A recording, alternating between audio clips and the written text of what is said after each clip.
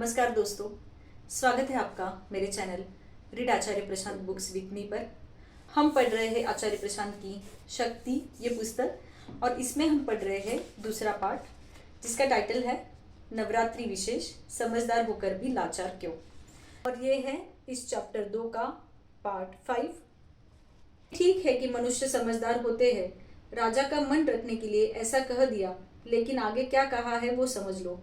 यह ठीक है मनुष्य समझदार होते हैं, इसको ऐसे पढ़ो। ये ठीक है कि मनुष्य अपने आप को समझदार मानते हैं, लेकिन केवल मनुष्य ही समझदार नहीं होते। वो साफ साफ कह देते हैं कि तुम समझदार नहीं हो, पर राजा है सामने तो कह रहे हैं कि ठीक है तुम समझदार हो, लेकिन तुम अकेले समझदार नहीं हो, और भी है समझदार। कौन है समझदार, अब सुनो। यह मुनि का विशेष तरीका है कहने का। यह ठीक है मनुष्य समझदार होते हैं, किंतु केवल वे ही समझदार नहीं होते। पशु पक्षी मृग आदि सभी प्राणी समझदार होते हैं।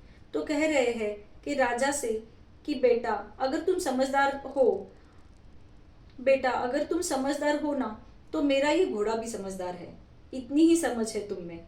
अगर तुम समझदार हो तो ये जो गाय यहाँ चल रही है और ये खरगोश घूम रहा है, ये भी समझदार है। तुम्हारी समझदारी का स्तर इतना ही है।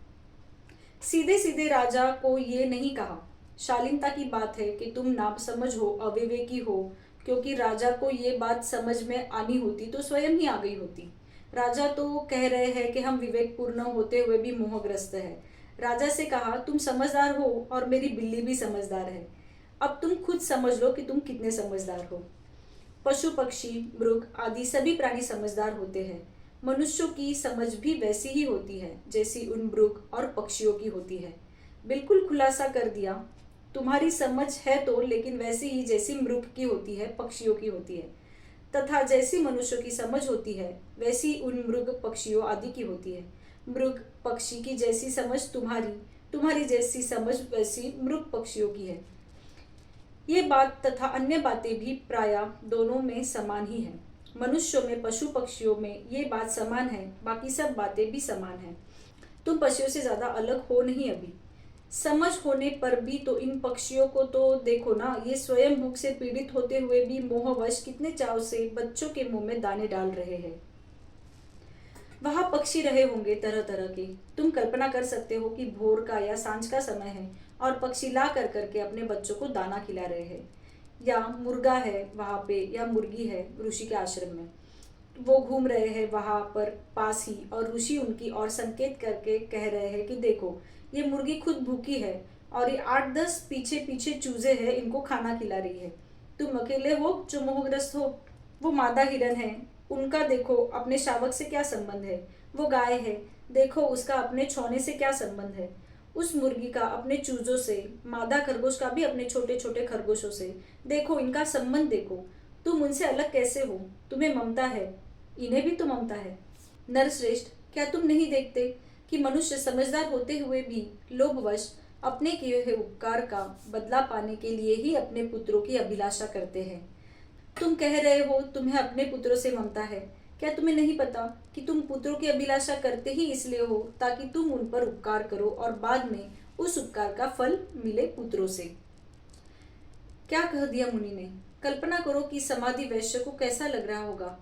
उसने मुनि से क्या कहा था, मुझे तो बड़ी चिंता होती है कि कहीं मेरे जो बेटे हैं जिन्होंने मुझे घर से निकाल दिया, कहीं वे बिगड़ ना जाए, कहीं मेरा धन वगैरह पा करके वो गलत मार्ग पर ना चले जाए। तो वो मुनि से कह रहा था कि मुझे तो बड़ा निस्वार्थ भाव से अपने पुत्रों की चिंता होती है।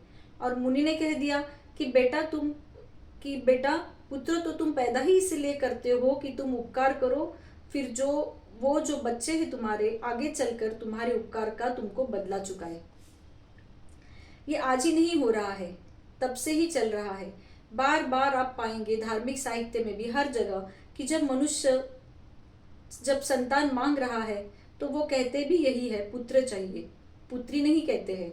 जब वरदान भी मांगने जाते हैं तो कहते हैं कि स्त्री हो, धन हो, पुत्र हो, प्रतिष्ठा हो, पुत्री नहीं कहते हैं। कारण यही है कि आगे चलकर के भविष्य में सुख पाने की संभावना पुत्री की अपेक्षा पुत्र से ज्यादा होती है। तो मनुष्य फिर कहता आया है कि पुत्री की जगह पुत्र मिल जाए तो बेहतर है। कुछ नहीं, बस लाभ हानि का गणित है, सीधा सीधा स्वार्थ शास्त्र है। तो दोस्तों आज के लिए इतना ही। इस चैनल से और आचार्य प्रशांत की शिक्षाओं से जुड़े रहिए और हम उन शिक्षाओं को अपने जीवन में उतारने की साझा कोशिश करेंगे। धन्यवाद।